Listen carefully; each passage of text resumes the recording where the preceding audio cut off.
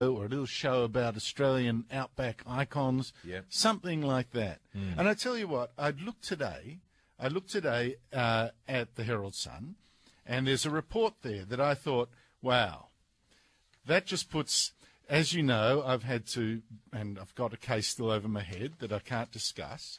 I've been accused of saying many nasty things. I think a lot of them is exaggerated about my use of language and how bad I am. And it's caused us lots of legal costs, and I won't go into all that. And then I asked myself, is it a rule that you have to be Anglo-Saxon? Well, I'm not Anglo-Saxon, but but I look like it. Is it a rule that you have to be Anglo-Saxon to be racist? Gee, that's a great point. I think I know where you're coming from and where you're headed. Well, there'll be a lot of people nodding. Right now.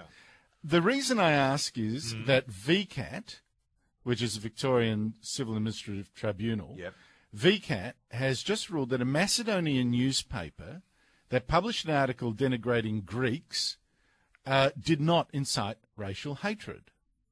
Now, this is a really quite extraordinary decision if you look at what that newspaper actually published about Greeks. Well, it mightn't have been too bad. All right, let me give you some examples. All right. Now, I've got to make clear, because I look like Anglo-Saxon, so I might not get away with this.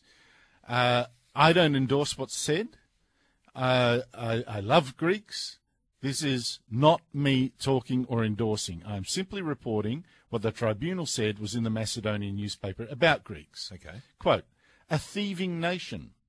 These Greek deranged bastardly monsters. Stinking Greek teacher, a butcher for a priest, freaks of nature, deranged monsters, evil alien abstraction. What evil spirits possessed your moronic conscience, predisposed to such ghastly monstrosity? Now, that's aimed at Greeks. It's all aimed at Greeks.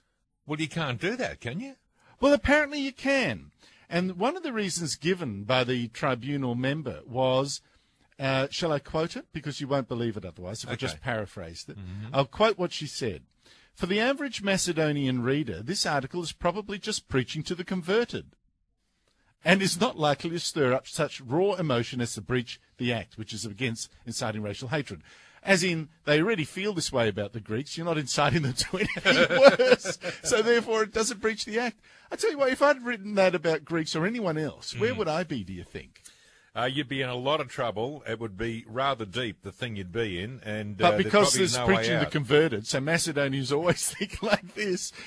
Wow, but that's weird. But I've got to say, I've got to praise the VCAT. Yep. I wish their rugged defence of free speech, even in the face of this provocation, extended to others judging mine. Yes, indeed. I wish that were true. Well, that certainly puts us in an interesting posse, given that we would be, I think most fair people would say, preaching to or broadcasting to a largely conservative audience. But not converted to that kind of thought, I would have thought. Well, we could say things about the left. And can I just say right now, I wish I were Macedonian. I feel a lot safer.